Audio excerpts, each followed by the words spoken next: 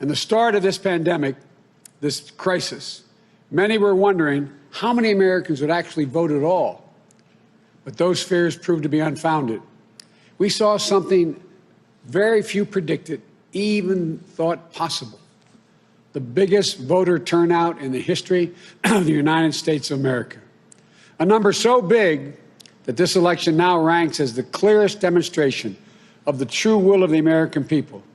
One of the most amazing demonstrations of civic duty we've ever seen in our country.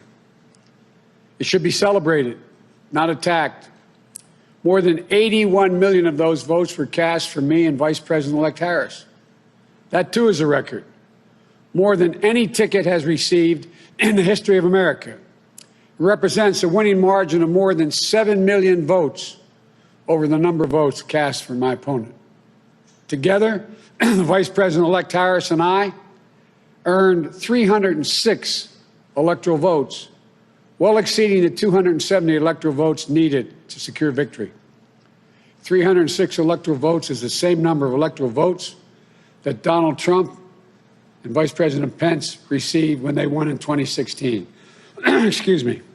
At the time, President Trump called the Electoral College tally a landslide.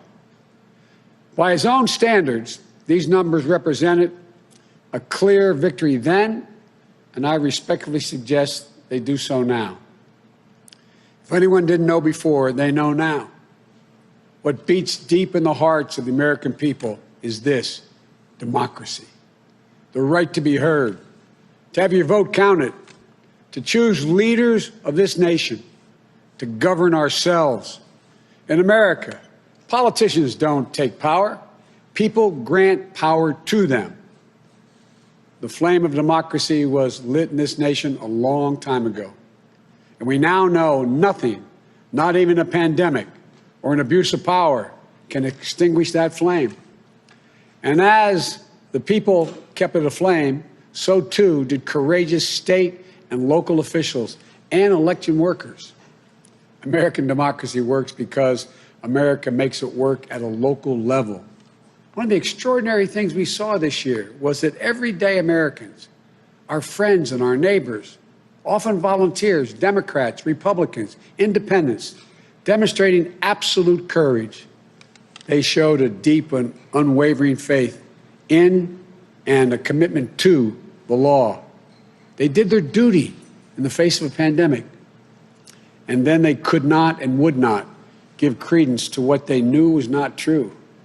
They knew this election was overseen by them, it was honest, it was free, and it was fair. They saw it with their own eyes, and they wouldn't be bullied into saying anything different. It was truly remarkable, because so many of these patriotic Americans are subject to so much, enormous political pressure, verbal abuse, and even threats of physical violence. While we all wish that our fellow Americans in these positions will always show such courage and commitment to free and fair elections, it is my sincere hope we never again see anyone subjected to the kind of threats and abuse we saw in this election. It's simply unconscionable. We owe these public servants a debt of gratitude. They didn't seek the spotlight. And our democracy survived because of them, which is proof, once more, that it's everyday Americans infused with honor, character, and decency